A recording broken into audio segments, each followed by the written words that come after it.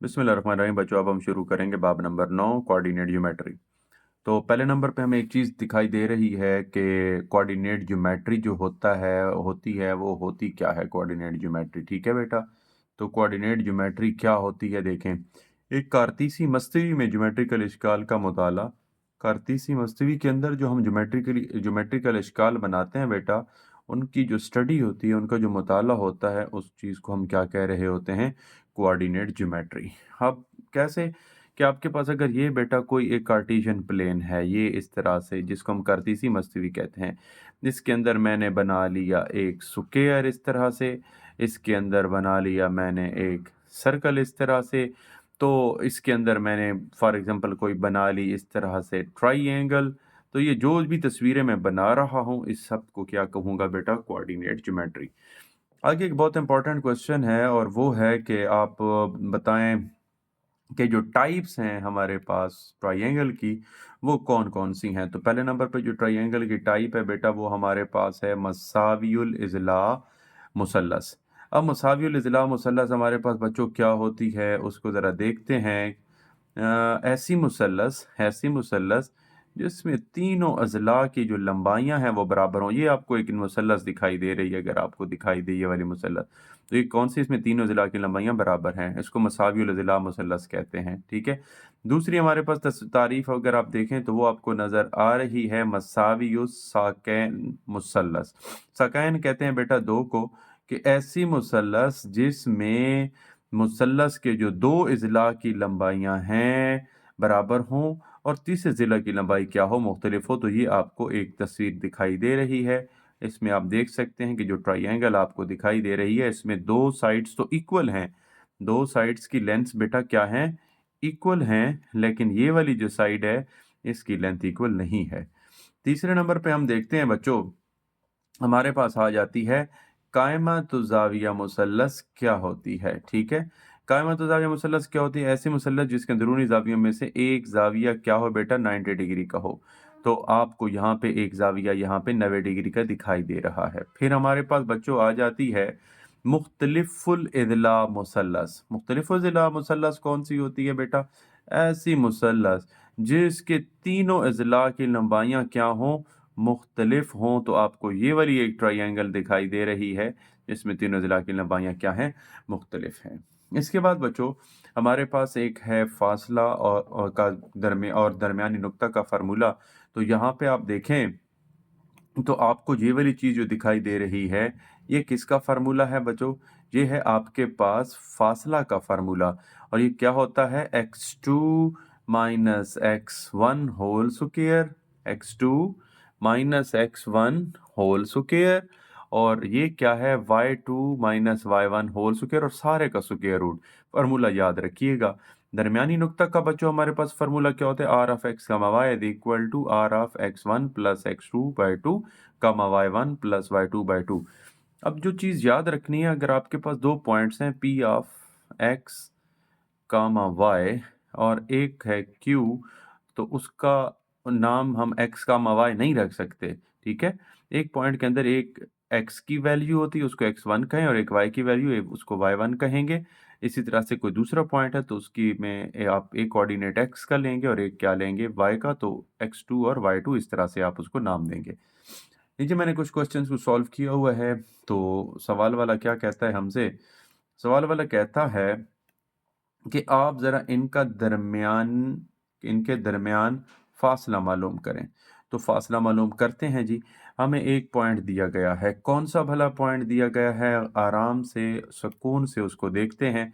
दो पॉइंट्स दिए गए हैं ए और बी, और उनके जो कोऑर्डिनेट्स हैं वो क्या है, -8, 1, और क्या है B6, 1 है। तो यहाँ पे मैंने लिख दिया x1 की वैल्यू क्या होगी, y1 की वैल्यू क्या होगी, x2 की क्या होगी, y2 की क्या होगी, और साथ में ही मैंने इस फार्मूले के अंदर वैल्यूज को सब्स्टिट्यूट भी किया है।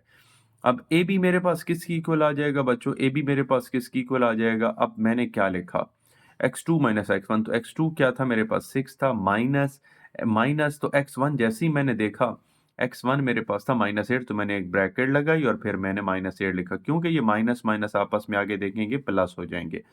आगे फार्मूले में देखें तो आपको प्लस देखने को मिलता है, मैंने भी यहाँ पे प्लस ही लिखा है, ठीक है। फिर मैंने लिखा 1 कामा 1 माइनस 1 1 माइनस 1 क्यों लिखा? y2 minus y1। अब y2 हमारे पास क्या था?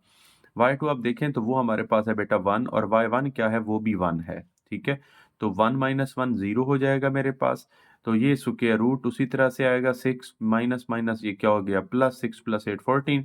तो 14 के स्क्वायर से स्क्वायर रूट कैंसिल आउट हो जाएगा, तो आपके पास जो डिस्टेंस है वो किसके बराबर आ जाएगा बेटा? 14 के। एक और क्वेश्चन है, ये भी इंपॉर्टेंट क्वेश्चन है। 2 comma minus 6 and 3 comma minus 6 x1 y1 का आपको पता हो तो आप इस फार्मूले के अंदर वैल्यूज पुट करें। आप इसको खुद सॉल्व कर सकते हैं, आपके सामने हल किया गया है। सिमिलरली बेटा ये वाला क्वेश्चन भी आपके सामने हल किया गया है। बहुत इंपॉर्टेंट क्वेश्चन है बच्चों के, दो नुकात के दरमियान फासला मालूम करें, जिसमें आपको देखने को मिलेगा कि x1 क्या है? -4। आपके पास y1 क्या है? 2 स्क्वायर रूट।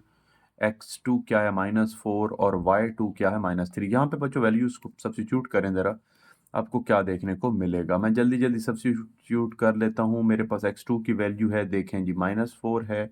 फिर है माइनस x1 की वैल्यू क्या है? वो भी -4 है, तो मैं यहाँ पे -4 लिखूंगा। जब मैं होल स्क्वायर लूँगा तो मैं स्क्वायर ब्रैकेट लिखूंगा, बड़ी ब्रैकेट, प्लस। अब y2 मेरे पास क्या है? y2 देखें बेटा, वो है -3, ब्रैकेट लगा लें यहाँ पे, माइनस y1 क्या है? स्क्वायर रूट ऑफ 2, और ये मैं इस तरह से कुछ कर लूँगा, और ये मेरे पास जो होगा सीन को जिस तरह से आपको देखने को मिलेगा, ठीक है। अब देखें आप, ये आपके पास -4 था, ये माइनस माइनस प्लस हो जाएगा बेटा, प्लस का 4 होल स्क्वायर प्लस। यहाँ पे मैं क्या कर सकता हूँ, इसको देखें ज़रा, मैं यहाँ से कुछ कॉमन ले सकता हूँ। आप कहेंगे जी सर कॉमन लिया जा सकता है, लेकिन माइनस को या -1 को, तो यहाँ अंदर इलामतें जो होंगी बेटा, जो सिंबल्स हैं वो चेंज हो जाएंगे। प्लस का 3 हो जाएगा और प्लस का स्क्वायर रूट 2 हो जाएगा। प्लस लिखते नहीं है 3 के साथ। अब हमारे पास हम फाइनल रिजल्ट्स की जाने बढ़ रहे हैं। तो माइनस से +4 कैंसल आउट, 0 0 का स्क्वायर 0 ही होता है। अब यहाँ पे थोड़ा गौर करना है और फोकस भी करना है। ये जो स्क्वायर था ये माइनस का भी स्क्वायर था, तो माइनस को आप मल्टीप्लाई 2 दफ़ा करें तो ये प्लस में कन्वर्ट हो जाता है। तो आपके पास अब जो रिजल्ट बन गया 3 plus square root of 2 whole square, और होल का क्या ले लेना है आपने मेरे बच्चों? इसका स्क्वायर रूट ले लेना है। अब क्या होगा? स्क्वायर से स्क्वायर रूट कैंसल आउट हो जाएगा and we are only left with, ये हमारे पास बच्चों क्या आ जाएगा? Result 3 plus square root of 2, और यही हमारे पास क्या है? आंसर है, ठीक है। अगर P एक ऐसा नुक्ता है जो x एक्सिस पर वाक़या है और उसका x मुहद्दिद जो है, उसका x मुहद्दिद क्या है? A है। Q एक नुक्ता है जो y एक्सिस पर वाक़या है और उसका y मुहद्दिद क्या है? वो B है। तो P और Q के दरमियान फासला मालूम करें। इस तरह का सवाल भी ये बोर्ड के इम्तिहान में बेटा आ चुका है, तो इसको हल करना भी हम सीखेंगे। ये किस तरह से है? पहली बात देखें कि आपके पास जो नुक्ता P है, नुक्ता P, ये कहाँ पे वाक़या है? एक्स एक्सिस पे। तो ये देखें मैंने एक्स एक्सिस पे नुक्ता P रखा, तो याद रखें इसका जो मुहद्दिद है, इसकी जो कीमत है वो क्या है? A है। तो एक्स एक्सिस पे कौन सा एक्सिस, किसकी वैल्यू 0 होती है? आप कहेंगे जी y एक्सिस यहाँ पे 0 होता है। इसी तरह से सवाल वाला कहता है कि Q एक नुक्ता है जो y एक्सिस पर वाक़या है, तो y एक्सिस के ऊपर जो वाक़या नुक्ता है उसका नाम क्या है बेटा? Q है। तो इसकी जो वैल्यू आप लिखेंगे वो लिखेंगे 0, b, क्योंकि इसका मुहद्दिद क्या है? B। तो याद रखें कोई भी पॉइंट हो, कोई भी पॉइंट हो, फॉर एग्जांपल एक पॉइंट A है, तो उसमें पहले x की वैल्यू होती है, बाद में y की वैल्यू होती है, ठीक है। तो यहाँ पे x A है और y क्या है? यहाँ पे 0 है। इसी तरह से x यहाँ पे y एक्सिस पे x 0 होता है और b y की वैल्यू जो है वो क्या है? वो B है। तो फासला हमने किसके दरमियान मालूम करना है? P और Q के दरमियान। तो उन्होंने कुछ वैल्यूज़ हमें दे दी हैं, और वो वैल्यूज़ क्या हैं बेटा? कि अगर A 9 के -9 के बराबर हो और B किसके बराबर हो? -4 के बराबर हो, तो आप मालूम करें। तो मैंने ये पॉइंट लिख लिया कि P क्या बनता है? A, 0, Q बनता है 0, B। अब क्या लिखेंगे? P A की जगह पे क्या लिखेंगे? -9 9, 0, वेल डन। उसके बाद हमारे पास क्या आ जाएगा? 0, और B की प्लेस पे बेटा हम क्या लिख लेंगे? -4। अब यहाँ पे x1 की वैल्यू क्या बनेगी? -9, और यहाँ पे y1 की वैल्यू क्या बनेगी? 0, x2 की वैल्यू क्या होगी? 0, और y2 की वैल्यू क्या होगी? ये। अब फार्मूला आप लिखें, फार्मूला आपके पास क्या होता है? आपने मालूम जो करना है डिस्टेंस, अब वो a b नहीं है बल्कि उसका नाम उसने चेंज कर दिया, वो pq है। पी क्यू का डिस्टेंस, तो फार्मूला वही लिखेगा x2 minus x1 whole square plus y2 minus y1 whole square, और इसका बेटा हमने ले लेना है स्क्वायर रूट कुछ इस तरह से। तो ये बन गया हमारे पास पी क्यू x2 कितना था, आप कहेंगे सर 0, तो 0 माइनस x1 कितना था, -9। तो ये इस तरह से आपने काम करना है, ब्रैकेट्स लगाना देख लें, समझ नहीं आती तो वीडियो को पॉज करके देखें। अब y2 आपके पास क्या है, y2 देखें, y2 आपके पास है -4 माइनस y1 क्या है, वो है 0, इसका क्या है स्क्वायर। ओके, अब ये क्या हो जाएगा, 0 माइनस समथिंग, ये कुछ मतलब कोई फर्क नहीं पड़ेगा, ये जो माइनस है माइनस का भी स्क्वायर है, तो आपको आप क्या चलें इसको हल कर लें, ये आपके पास क्या बनेगा, -9 आ जाएगा, या माइनस माइनस प्लस करना चाहते हैं तो आप इसको प्लस भी कर सकते हैं, और इसका क्या है ऊपर बेटा, ये स्क्वायर है, प्लस ये -4 -0, तो ये क्या बनेगा, -4 का स्क्वायर हो जाएगा कुछ इस तरह से। और नीचे अब हमारे पास क्या चीज़ आ जाएगी बच्चों, 9 का स्क्वायर क्या होता है 81, और 4 का स्क्वायर क्या होता है बेटा 16।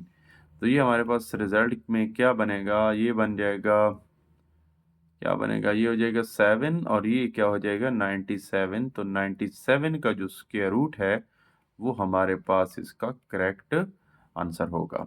ठीक है जी। इसी तरह से बच्चों अगर आपके पास इस तरह से आ जाए कि जो a की वैल्यू है वो आपके पास 2 हो, a की वैल्यू क्या हो, वैल्यू ऑफ a क्या हो 2 हो, और जो वैल्यू ऑफ b है वो 3 हो, तो फिर आप क्या करेंगे, आप लिखेंगे p ऑफ a कामा 0, ठीक है, चूंकि x एक्सिस पे वाक़या है नुक्ता, ये जो नुक्ता p है और जो नुक्ता q है वो y एक्सिस पे वाक़या है, तो y में आपके पास पहले 0 और बाद में b। अब ये पॉइंट क्या बनेगा, a 2 कामा 0, और ये जो q बनेगा ये क्या हो जाएगा बच्चों 0 कामा 3, तो इसका भी आप डिस्टेंस कैलकुलेट कर सकते हैं, ये x1 है, ये क्या है आपके पास y1, ये बच्चों क्या है x2 है, और ये आपके पास क्या है y2 है। मंदरजा झैल नुकात के जोड़ों का दरमियानी नुक्ता मालूम करें। अब इसके लिए बच्चों हम क्या करेंगे, पहले नंबर पे तो हमें फार्मूला लिखना है कि x किसके बराबर होता है, x1 plus x2 divided bye, आपने बेटा क्या लिख देना है 2, ठीक है। और इसके बाद हमारे पास जो y की वैल्यू आएगी वो क्या होता है y1 plus y2 divided by 2, ठीक है।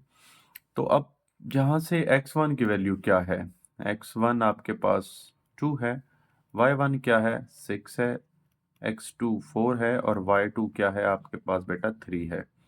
वैल्यूज को पुट करें, x1 क्या था 2 प्लस x2 क्या था वो -4, तो ब्रैकेट लगा के लिखें -4, फिर क्या हो जाएगा नीचे 2, इसको हल कर लें, प्लस माइनस -2 -4 डिवाइडेड बाय क्या हो जाएगा बेटा 2, तो माइनस का 2 आ जाएगा चूंकि 4 बड़े हैं, डिवाइडेड बाय 2, 2 से 2 cancel out, 2 1 jar 2, but minus का 1 आपके पास आंसर आ जाएगा किसका, x का, ठीक है। अब बढ़ते हैं y की तरफ, तो y हमें क्या रिजल्ट देता है उसको भी बगौर देख लेते हैं। y बराबर है, y1 क्या था देखें -6 था, प्लस y2 क्या है वो है -3, डिवाइडेड बाय क्या आ जाएगा बेटा उसी तरह से 2। तो यहाँ पे देखें -6 प्लस माइनस -3 डिवाइडेड बाय 2, तो y हमें क्या आंसर देगा -9/2, तो ये बनेगा बेटा माइनस का 4.5। अब स्टोरी यहाँ पे ख़त्म नहीं होती कि आपने x और y की वैल्यू निकाल ली तो आपने क्वेश्चन हल कर दिया, प्रॉपर आंसर लिखें, आप लिखें r of x comma y is equal to r of, अब x की कीमत क्या निकाली आपने -1, और y की कीमत आपने क्या निकाली -4.5, तो ये करेक्ट आंसर होगा, ठीक है। दूसरे क्वेश्चन की तरफ भी बढ़ते हैं, सेम मिनी लाइंस का क्वेश्चन है, और इसमें आपने x की वैल्यू निकालनी है, तो x1 plus x2 divided by 2, ठीक है। चलिए मैं सेट करके लिख देता हूँ, क्या बनेगा x is equal to x1 plus x2 divided by 2, और y के लिए क्या होगा y1 plus y2 divided by 2। अब यहाँ से x1 क्या है आपके पास 0, प्लस x2 क्या है वो भी 0, तो 0/0 आपकी 0/2 0, आपके पास क्या आ जाएगा बेटा आंसर आ जाएगा, x का आंसर क्या आ जाएगा 0। इसके बाद आपके पास y का आंसर क्या आने वाला है, y1 क्या है 0, प्लस y2 क्या है, वो है माइनस का 5 डिवाइडेड बाई 2। सो आपके पास आएगा -5/2। तो -5/2 क्या होता है, -2.5। अब आप जब इसका रिजल्ट लिखेंगे तो रिजल्ट आपको कैसे लिखना होगा, उसी तरह से r of x comma y is equal to r of x की जगह पे 0 और y की जगह पे क्या लिखेंगे, -2.5। तब तक के लिए बेटा अल्लाह हाफिज, जब तक एक नया लेक्चर नहीं आता। आबाद रहें, खुश रहें, अल्लाह हाफिज।